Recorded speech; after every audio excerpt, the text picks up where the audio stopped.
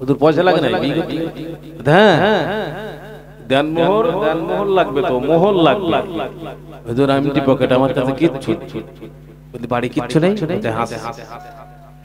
জয়ের আটার কিছু খরমার দানা আছে ওইগুলো নিয়ে আর আমরা বেশাদি করতে দিই খাটিয়া সামনে বলি দেনমোহর সদাই কিছু শুনিয়া এরকম হয়নি খাটিয়া সামনে হুজুরের টুকুরে দাঁড়ান জানালা পরে পড়াবেন আগে শুনিয়াছি দেনমোহর সদাই নবী হাদিসে বলে যে দেনমোহরের টাকা শোধ না করে বিবির হাত স্পর্শ করলে বিবির শরীর স্পর্শ করলে হারাম হারাম হারাম সুতরাং দেনমোহর মরিয়ে গেছে তারপর শোধ কি পোড়া কবলে মুসলমান দেনমোহরের টাকা নগদ দেন কম করে 3.5 ভরির উপর পয়সা 2000 2500 3000 বেশি হবে না এই টাকাটা নগদ দিয়ে বিয়ে করে নগদ মোহরানা দিয়ে বিবিকে স্পর্শ করে আর বাকি রেখে দিচ্ছি সেই মরি যাওয়ার পরে শোধ করে কি দেখো না কি বল জান শোধ করে দিলাম সারা জীবন তারে দত্ত করিও তো সারা জীবন তারে চাকরের মত খাটিয়েছো সারা জীবন তাকে নির্যাতন দিয়েছো আর দেনমোহরের টাকা মরি গেছে তখন শোধ না করি পারে এই বাবা যে ভাইজানের আমার সোনার মানিকেরা হযরত আবু লাস দৌড়ে দৌড়ে বাড়ি গেলেন 2 কেজির মতো জয়ের আটা নিলেন 40টার মতো খুরমার দানা নিয়ে বলে ও দয়ার নবী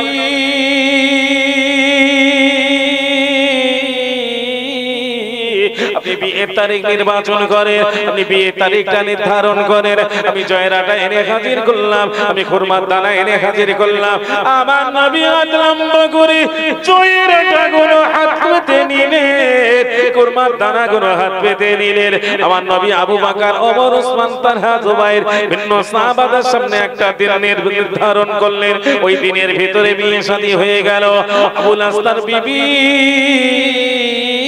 হাতখানা ধরে নিজের আপন বাড়িতে চলে গেল আমার বাবাজি ভাইদারেরা সংসারে বড় অভাব দেখা যায় সংসারে বড় অনাটন দেখা যায় যে অভাব অনাটনের কথা বাবা একদিন দুদিন 3 দিন সংসার চলে না খুরমার দানাও বাড়ির ভিতরে নেই পানি পর্যন্ত বাড়ির ভিতরে নাই গো বাবা এমনি অবস্থায় লক্ষ্য করে দেখা গেল হযরত আবু লাসের হাতখানা নবী নন্দিনী জয়নাব দাঁড়িয়ে দাঁড়িয়ে বলল ও আমার প্রাণের স্বামী গো ও আমার আদরের স্বামী গো আপনি জলদি করে চলে যান আপনার বাবা বেঁচে নাই আপনার আব্বা ইন্তেকাল করেছে আপনি এতিম অসহায় হবার পরে আপনার বাবা দেওয়া সম্পদের মালগুলো আপনার চাচা তো চাচা যার নাম হলো খাতাল এই খাতাল নামক বেঈমানটা এমনি করে আত্মসাৎ করে খায় আপনি জলদি করে চলে যান আপনার বাবার সম্পদের মালগুলো আপনার চাচার কাছ থেকে এনে হাজির করেন ও বাবাজি ভাইদানেরা আমার সোনার মানিকেরা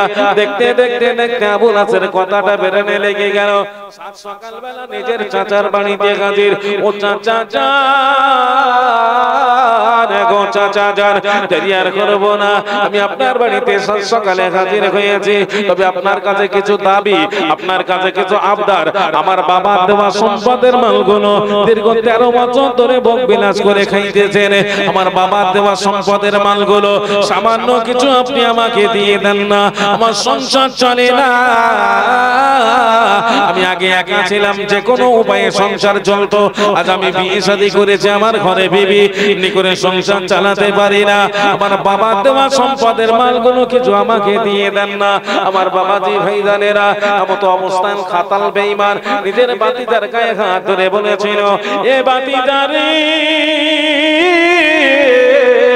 বলে দাও না বলে দাও তুমি বিয়ে করেছো আমরা জানতে পারিনি কার মেয়েকে বিয়ে করেছো মক্কার কোন মাতব্বরের মেয়েকে বিয়ে করেছো একবার তোমার শ্বশুরের নামটা বলে দাও না আপনি অবস্থায় আবু লাস বলেছিল ও চাচা জান গো চাচা জান আমি বিয়ে করেছি তিন দুনিয়ার বাদশা সাইয়্যিদুল মুরসালিন খাতামান নবিয়্যিন আখিরি জামানার পয়গম্বর ওলির কুলকি মুহাম্মদুর রাসূলুল্লাহ সাল্লাল্লাহু আলাইহি ওয়াসাল্লামের মেয়ে নবী নন্দিনী জয়নাবকে ডেকে ডেকে বলে বাতিদারে এ আবু লাস তুমি শুনে রাখো জেনে রাখো আমার ঘর বিরোধী দুশমন দুশমন, আমার গর্বের শত্রু, যার নাম হলো মুহাম্মদ, যে মুহাম্মদ নিজের বাপ দাদার ধর্ম ছেড়ে দিয়ে নতুন ধর্ম প্রচার করতেছে, কলেমা দেওয়া শুরু করেছে না, ওই মুহাম্মদুর রাসূলুল্লাহকে আমি নবী বলে মানিনি, আমি নেতা বলে স্বীকার করিনি।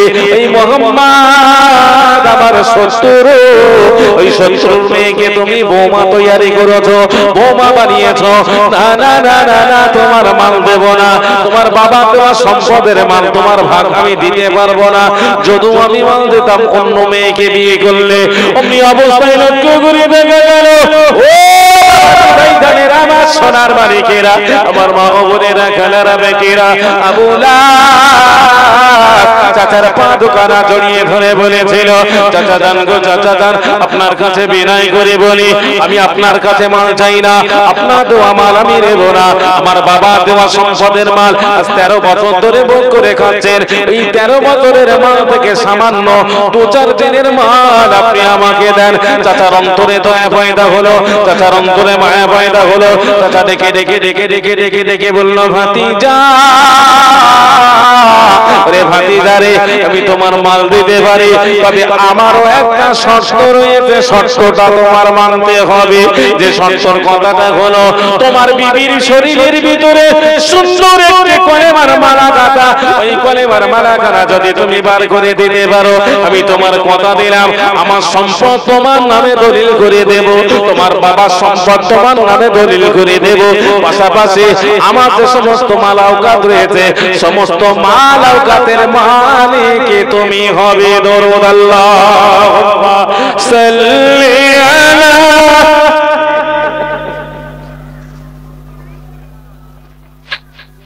একটু মন খুলে পড়ে, যে কতজন মানুষ আওয়াজ করে পড়লে অনেক দূর যাবে আওয়াজ। দরুদ শরীফ আল্লাহুম্মা সাল্লি আলা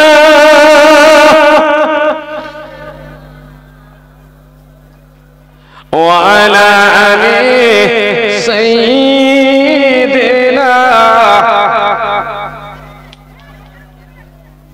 ওরে সাবার সে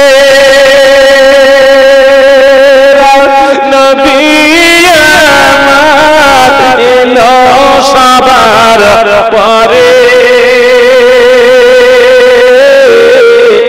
সবার সে নবী আমার এলো সবার পরে। ওরে শীতের সময় কাপ লাগে খালি গায়ে ঘরে, রেখো মা পানি খেয়ে নবী কাটায় কত রাত,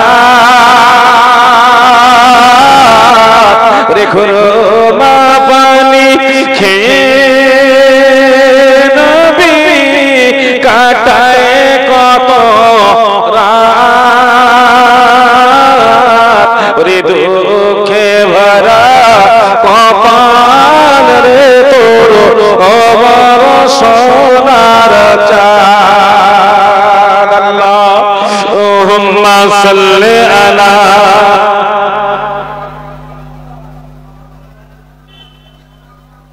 ওয়া আলা আলি সাইয়্যিদিনা। এই বাবা যে ভাইজানের আমার সোনার মানিকেরা, দেখতে দেখতে দেখতে দেখতে দেখতে বাবা আবু লাহাবকে শর্তটা লিখে দেওয়া হলো, ও আমার ভাতিজা গো, আমার শর্তটা হলো, তোমার বিবি শরীরের মধ্যে রয়েছে একটা কলেমার মালা, ওই কলেমার মালা কানা যদি তুমি ছিনিয়ে নিতে পারো, কলেমার মালা কানা যদি তুমি বার করে দিতে পারো, আমি খাতা মক্কার মাতবার, মক্কার মাহাজন কথা দিলাম, তোমার বাবার সম্পদ ফেরত দেব, আমার নামে যে সম্পদ রয়েছে দলিল করে লিখে দেব। একটিবারের জন্য তুমি ভাবো, এমনি করে চিন্তা ভাবনা করে বাড়ি যাও। চাচার কথাই বাড়ি যাও, মাত হয়ে গেল, উলমা উন্মাদ হয়ে গেল, পাগল হয়ে গেল। ও আমার চাচা যান গো, চাচা যান, আপাতত 2 থেকে 4 দিনের মাল আপনি আমাকে দেন, এই মালগুলো নিয়ে বাড়ি যাব, আমি আমার বিবিকে বোঝাবো, আমি আমার বিবিকে বুঝিয়ে এমনি করে তার শরীরের ভিতর থেকে কলেমার মালাটা বার করার চিন্তা ভাবনা করব। আমার বাবাজি ভাইজানেরা 4 দিনের মাল দিয়ে দেওয়া হলো। এই 4 দিনের মাল চাচা জানের বাড়ি থেকে নিয়ে আসতে আসতে নিজের আপন বাড়িতে গাদিন হয়ে যায়। ও আমার আদরের গিন্নি, ওরে আমার আদরের বিবি, এ নবী নন্দিনী জয়নাব গো, জলদি করে দরজাটা খুলে দাও না, আমি আমার চাচার বাড়ি থেকে 4 দিনের মালের গাদির করেছি। আমার বাবাজি ভাইজানেরা এই 4 দিনের মাল বিবি হাত লম্বা করে নিল, বিবির গায়ে হাত দিয়ে বলল, এটাকে সামান্য জয়রাটা দিয়ে রুটি তৈরি করো, পাশাপাশি কিছু তরকারি তৈরি করো, আমি গোসলের কাজ সমাপ্ত করব, চলে আসবো। আবুল আস বিবিকে রান্নার কথা বলে গোসল করতে গেল, গোসল করিয়েছে বাবা, দস্তরখানার উপরে বসে পড়ে বলল, আদরের গিন্নি, আমি যে রুটি তৈরি করতে বলেছিলাম, আমি যে তরকারি রান্না করতে বলেছিলাম, রুটি আর তরকারি কোন জমিনে? দস্তরখানা উল্টাতে না উল্টাতে বাবা রুটি আর তরকারির বর্তন দেখা গেল। রুটি খেতে খেতে 1 খানা 2 খানা 3 খানা 4 খানা 5 খানা রুটি খেয়ে ফেলেছে আমার বাবাজি ভাইজানেরা, আর 1 খানা রুটি রয়েছে, তরকারি ফুরিয়ে যায়। এমত অবস্থায় ডেকে ডেকে বলল, আপনার মতো নিদয়া নিষ্ঠুর স্বামী এই জগতের জমিনে একটা পাওয়া যাবে না। রুটি করেছিলাম 6 থেকে 7 খানা, আপনি 5 খানা রুটি খেয়ে ফেললেন, এমনি করে বাকি 1টা 2টো রুটি রয়েছে, তরকারি ফুরিয়ে ফেললেন, আমি খাবো কি? ডেকে বলল, বিবি গো, এই নবী নন্দিনী জয়নাব, শুনে রাখো, জেনে রাখো, এই রুটির মালগুলো আমার চাচার দেওয়া মাল, আমার চাচার মাল খেতে গেলে শর্ত মেনে নিতে হবে। শর্ত নম্বর 1, তোমার হৃদয়ের ভিতরে, তোমার অন্তরের ভিতরে একটা সুন্দর কলেমার মালা গাঁথা রয়েছে, ওই কলেমার মালাখানা যদি তুমি বার করে দিতে পারো, আমার চাচা বলেছে আমার বাবার সম্পদ আমার নামে লিখে দেবে, আমার চাচার সম্পদ আমার নামে দলিল করে দেবে, আমি বড় লোক হয়ে যাব, আমি গরিব থাকবো না, আমি বাজার করতে আর যাবো না। ধরে নিয়ে এই আশা নিয়ে 4 দিনের মাল রেখে সামান্য পরিমাণে মাল রান্না বান্না হলো, তার থেকে 1 থেকে 2 খানা রুটি রয়েছে, এই রুটি তুমি খেতে পারবে না। যদি তুমি রুটি খাও, আমার চাচার কথাগুলো মেনে নিতে হবে। তোমার গোটা বডির ভিতরে যে নরম বস্ত্র দোলা, যাকে দিল বা কল বলা হয়, ওই দিল বা কলের ভিতরে, কলবের ভিতরে সুন্দর করে কলেমার মালাখানা গেঁথে রেখে দিয়েছো, ওই কলেমার মালাখানা যদি তুমি বার করো, এই রুটি কেন আর অন্যান্য জিনিসও খেতে পারবে।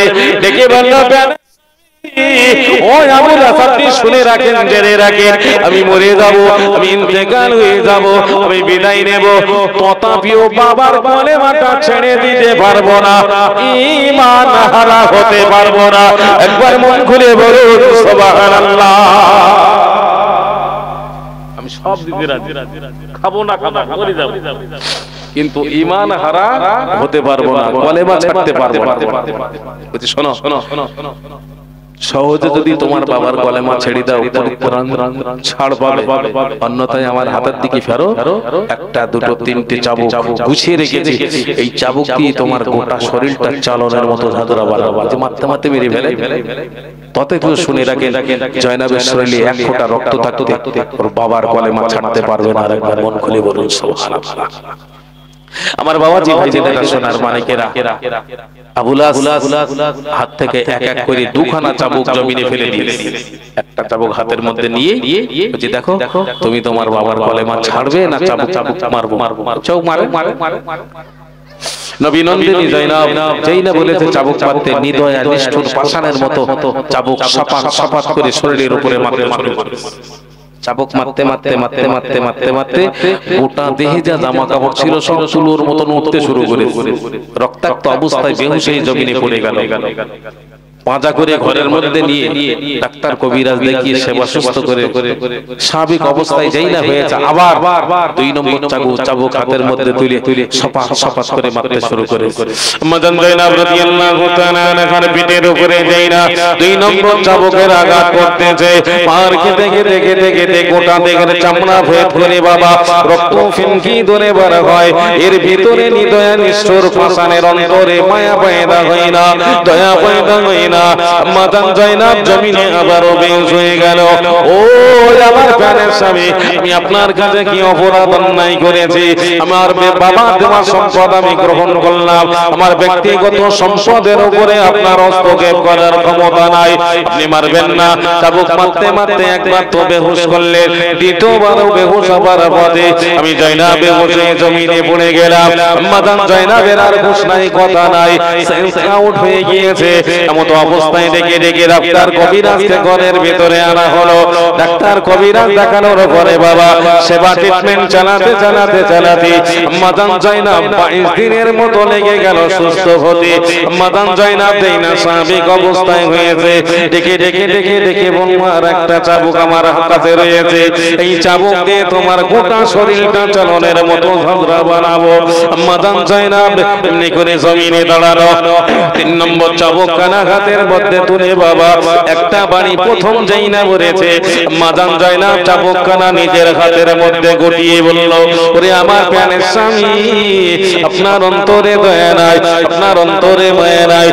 দুইটি চাবুক জাইনাবের পিঠের উপরে নিয়ে রক্তাক্ত করে জমিনে বেহুশ করে ফেললেন। এরপরও যখন মায়া দয়া পয়দা হয় না, আপনি দয়া করে শুনুন, 3 নম্বর চাবুক আপনি মেরেছেন, ওই চাবুক কানা হাতের মধ্যে আমি গোটালাম। তবে দয়া করে শুনুন, চাবুক আর মারবেন না, আপনার চাবুকের আঘাত আমি সহ্য করতে পারি না। এবার যদি চাবুক মারে জাইনাব তো মরে যাবে, পাশাপাশি আপনার ঔরজাদা সন্তান জাইনাবের পেটের ভিতরে 2.5 থেকে 3 মাসের মতো বয়স হয়েছে, এই বাচ্চাখানাও মারা যাবে। মাদান জাইনাব রাদিয়াল্লাহু তাআলা আনহার এই কথাগুলো জাইনা জবান দিয়ে বার হয়েছে। আবু নাসের ঘাট থেকে চাবুকখানা খোদা জমিনে পড়ে গেল, মার বন্ধ হয়ে গেল।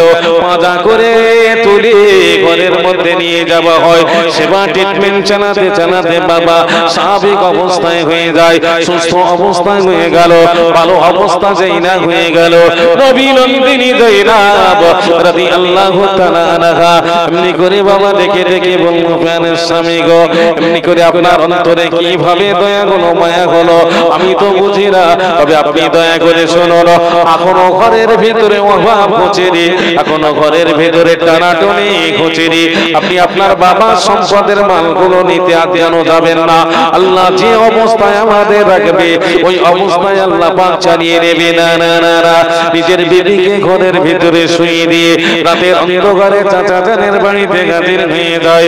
ও চাচা জান গো, চাচা জান, আমি আপনার ভাতিজা দ্বিতীয়বারের জন্য হাজির হলাম, আপনি দয়া করে কি বলবেন ঘরের দরজা খুলতে পারবেন কিনা? মাজান ঘরের ভিতরে শোয়া আবু লাস বাবা তার চাচা খাতালের বাড়িতে হাজির হয়েছে। খাতাল ঘরের ভিতরে ভাতিজাকে ডেকে বলল, ওরে আমার ভাতিজারে, শুনে রাখো, জেনে রাখো, তুমি এমনি করে যে দায়িত্বটা নিয়ে বাড়ির ভিতরে গিয়েছিলে, ওই দায়িত্বটা কতটুকু পালন করতে পেরেছো একটিবারের জন্য জানিয়ে দাও না।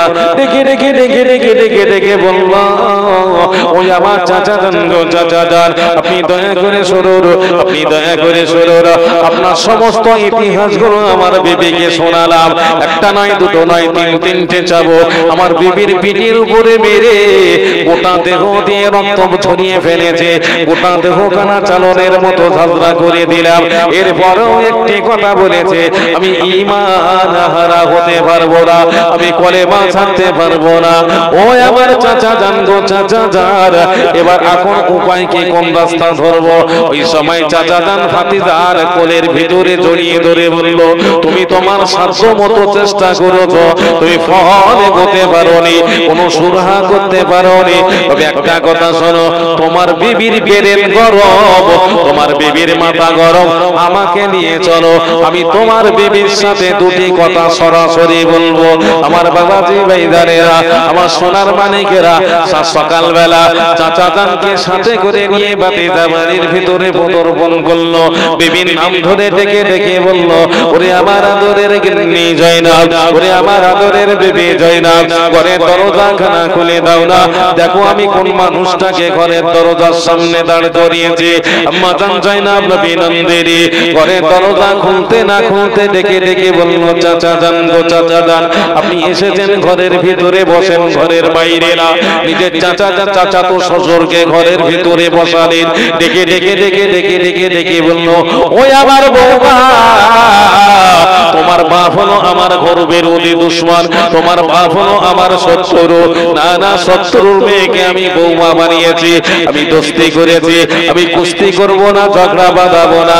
তবে একটা দাবি আমার মানতে হবে, আমার ভাতিজা যে দাবিটা তোমাকে শুনিয়েছে, আমার ভাতিজা যে কথাটা তোমাকে শুনিয়েছে, তুমি কত দূর পর্যন্ত এগোতে পেরেছো, একটিবারের জন্য তুমি আমাকে জানিয়ে দাও না। মাদান জয়নাব নবী নন্দিনী ডেকে ডেকে ডেকে ডেকে বলল, ওই আমার চাচা জান গো চাচা জান, আপনি দয়া করে শুনুন, আপনি দয়া করে শুনুন, আমি আপনার ভাতিজা আমার স্বামীকে সব কথা করে বললাম। তবে একটা কথা শুনে রাখেন, আমি মরে যাব ঈমান হারা হব না, আমি মরে যাব কলেমা ছাড়তে পারবো না।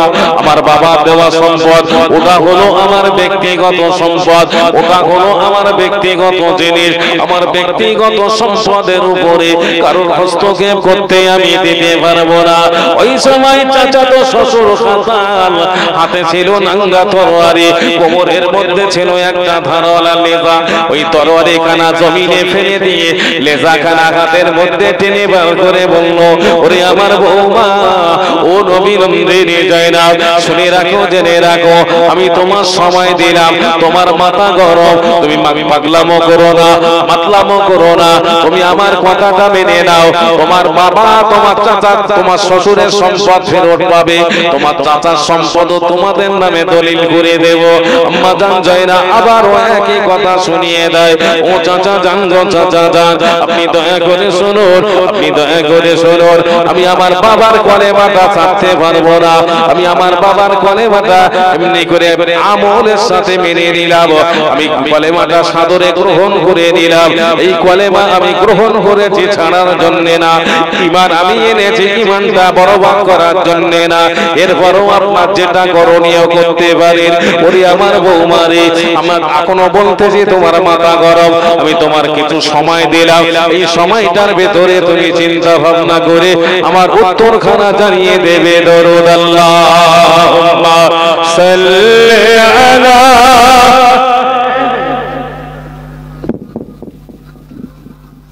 ওয়া আলা আলি সাইয়্যিদিনা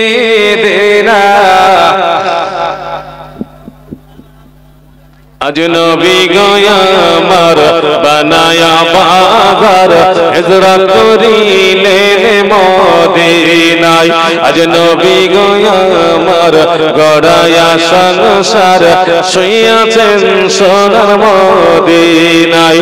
আবুদুল্লাহর আমার ঘরের মধ্যে একটা শেয়ানা মেয়ে, এই মেয়েটা জৈবনে পদার্পণ করেছে, মেয়েটা বিয়ের উপযুক্ত হয়েছে, এই মেয়েটাকে একটি পরের ছেলের হাতে দিতে হবে।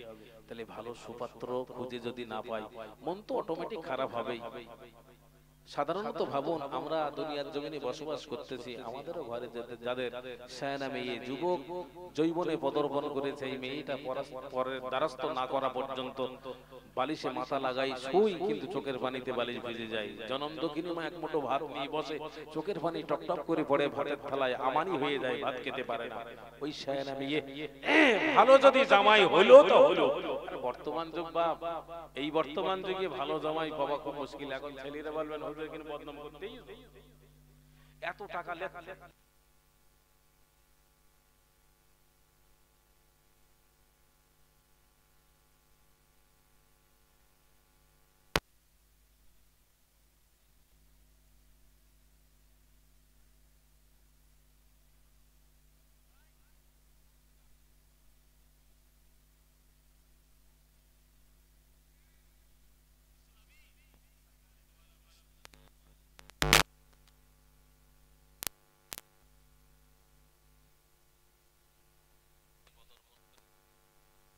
খুঁজে পাচ্ছি না, এই মেয়েটার চিন্তা ভাবনা করে আমি কান্নাকাটি করছি। হুজুর আপনি কাঁদবেন না, এই মক্কার জমিনে আপনার একটা সাহাবা 3 মাস 13 দিন আগে ঈমান এনেছিলেন। সেই ছেলেটা স্বভাব চরিত্র খুব ভালো, সংসারের মানুষজনও ভালো, ফ্যামিলি পাত্র লোকজনও খুব কম।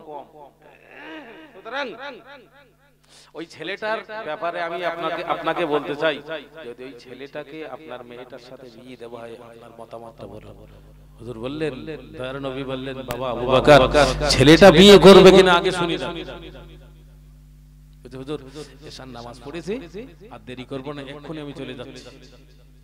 আমি ছেলেটার বাড়ি যাব, আপনার সমস্ত কথাগুলো সব তাকে শোনাবো, সে যদি রাজি হয় খবরটা আপনাকে জানাবো।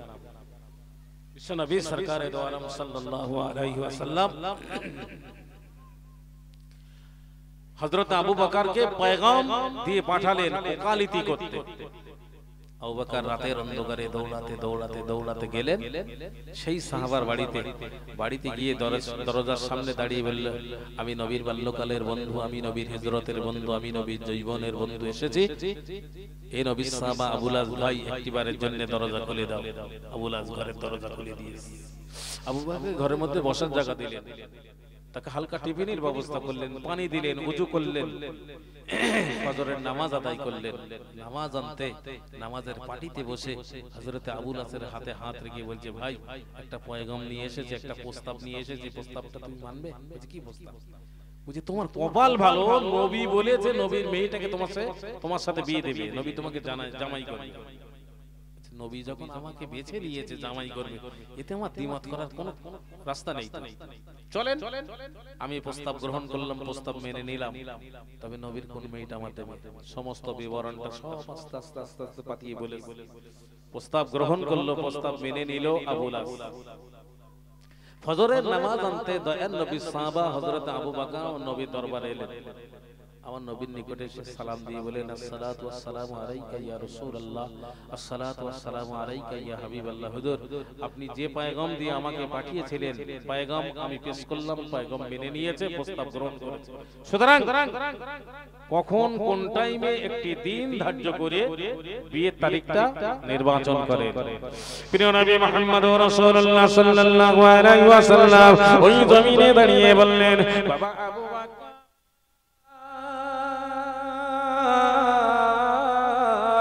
তুমি জলদি করে চলে যাও না, পয়গাম আমার দরবারে এনে দিতে হবে। আমি আবুল আসের সাথে সরাসরি দুটি কথা বলতে চাই। দয়ার নবী সাহাবা দরবারে দুটি খুরমার দানা পড়েছিল, ওই খুরমার দানা দুটো গালের ভিতরে দিয়ে কাঁদিতে কাঁদিতে আবার এতটা রাস্তা পাড়ি দিল।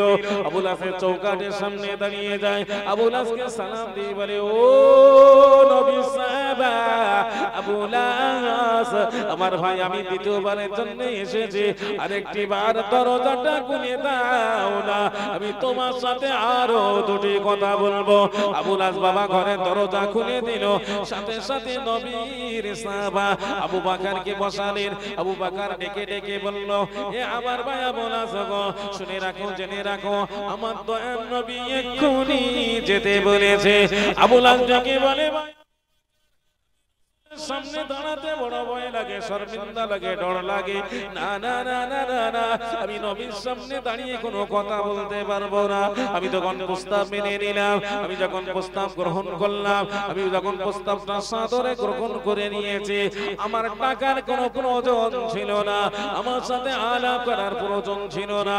তবে নবীর সাহাবা ভাই আবু বকর গো, ও নবীর বাল্যকালের বন্ধু, নবী যখন ডেকেছে, নবীর কথা না মানলে বড় বিয়াদবি। নবী বলেছে, লা ইউমিনু আহাদুকুম হাত্তা আকুনা আহাব্বা ইলাইহি মিন ওয়ালাদিহি ওয়া ওয়ালাদিহি ওয়ান নাসি আজমাইন। আমার দয়ার নবী বলেন, নিজের জান অপেক্ষা, নিজের সন্তান সন্তানি অপেক্ষা, নিজের মালাউকাত অপেক্ষা যত সময় নবীকে মহব্বত না করবে, তত সময় প্রকৃত মুমিন হতে পারবে না। এ নবীর বাল্যকালের বন্ধু, এ নবীর হিজরতের বন্ধু, এ নবীর জীবনের বন্ধু, এ নবীর বার্ধক্যকালের বন্ধু। আমি আবু নাজার দেরি করব না, মোটাই দিনের নবী, আমার দিনের নবীর নিকটে আমাকে পৌঁছাও। দরুদ আল্লাহ।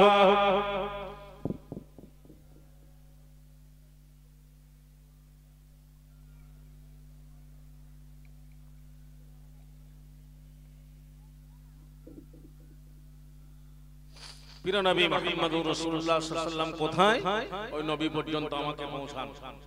হযরত আবু বকর আগে, পিছনে নবীর সাহাবা আবুল আস। আস্তে আস্তে আস্তে আস্তে নবীর দরবারে এলেন, নবীকে সালাম কালাম দিয়ে বললেন, হুজুর আমি তো আপনার সাথে কোনো বেয়াদবি করিনি, আপনি আমাকে ডাকছেন কেন? আপনি যে প্রস্তাব